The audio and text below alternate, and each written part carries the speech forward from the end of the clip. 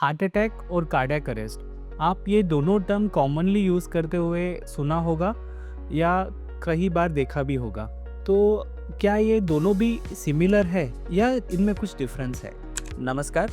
मैं doctor Shyam Meda, interventional cardiologist Chandrapur. मैं आपके सामने ये वीडियो लाया हूँ कि कार्डियक अरेस्ट और हार्ट अटैक में क्या डिफरेंस होता है। तो इसके पहले की वीडियोस में आपने देखा होगा कि हार्ट अटैक क्या होता है। हार्ट अटैक कब होता है? जब हार्ट की जो ब्लड सप्लाई करने वाली जो आर्टरीज होते हैं उसमें जब 100% ब्लॉक हो जाता है तो वहाँ का मायोकार्डियम, वहाँ का मसल्स डैमेज होता है और पेशेंट को सिम्टम्स स्टार्ट होते हैं और उसे हम हार्ट अटैक कहते हैं। सो उस समय पेशेंट के जो सिम्टम्स होते हैं कार्डियक अरेस्ट से थोड़े ग्रेजुअल होते हैं, मतलब वो धीरे धीरे डेवलप होता है। जैसे पेशेंट को चेस्ट पेन होता है, वो पेन हाथ में जा सकता है, नेक में आता है, पेशेंट को बहुत ज़्यादा स्वेटिंग होता है, घबराहट होती है।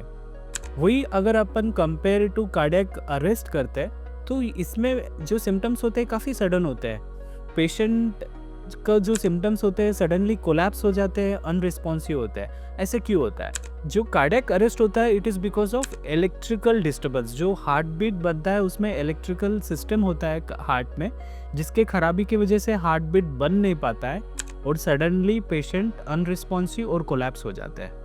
तो हार्ट अटैक एक कारण है कार्डियक अरेस्ट का, लेकिन कार्डियक अरेस्ट सिर्फ हार्ट अटैक की वजह से ही नहीं होता, इसके अदर कारण भी है, जैसे कि जेनेटिक कॉजेज। अगर ईसीजी में लॉन्ग क्यूटी नामक एक प्रकार होता है उसके वजह से हो सकता है, ये फैमिलियल हो सकता है, या आपकी जो मसल है हार्ट की जिसको कार्डियोमायोपैथी कहते हैं, एचओसीएम कहते हैं, उसके वजह से भी सडन कार्डियक अरेस्ट हो सकते हैं। इसके सिंपल वे में अगर आपको मैं समझाऊँ तो आप प्लम्बिंग और पंप के जैसे समझिए। एक प्लम्बिंग और इलेक्ट्रिकल सप्लाई, अगर एक पंप को इलेक्ट्रिकल सप्लाई अगर फेल हो जाए तो पंप जो है आगे पानी फेंक नहीं सकता। तो ये इलेक्ट्रिकल प्रॉब्लम जो है it is a cardiac arrest. अगर वही पाइप में अगर ब्लॉकेजेस आता है तो ये हार्ट अटैक है। ये दोनों भी कंडीशन सीरियस होते हैं। जो हार्ट अटैक होते हैं we can save the patient by doing angioplasty, thrombolysis और सर्टेन मेडिकेशन।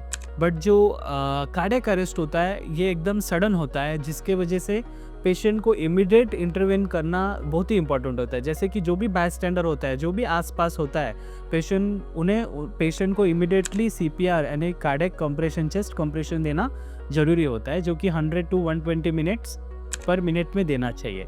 इसके अलावा इमीडिएटली वो पेशेंट को इमरजेंसी कॉल करना चाहिए, 108 को एम्बुलेंस कॉल करना चाहिए। अगर आसपास के एरिया में एईडी डिफिब्रिलेटर अवेलेबल हो तो वो अटैच करना चाहिए। अगर वो पेशेंट का रिदम शॉकेबल हो तो डिफिब्रिलेटर शॉक दे सकता है। सो कार्डियक अरेस्ट का ट्रीटमेंट होता है सीपीआर और डिफिब्रिलेशन, वेयरएज हार्ट अटैक का ट्रीटमेंट होता है मेडिकेशन, थ्रोम्बोलिसिस और एंजियोप्लास्टी। ये दोनों भी जानलेवा हो सकते हैं और दोनों भी सीरियस प्रॉब्लम है, लेकिन समय रहते हुए टाइमली इंटरवेंट दोनों का भी इलाज किया जा सकता है। आई होप आपको ये वीडियो समझ में आया हो और पसंद आया हो, और ये मेरे वीडियो सीरीज़ आपको इन्फॉर्मेटिव लगे तो मेरे चैनल को सब्सक्राइब करें और आगे शेयर करें। Thank you.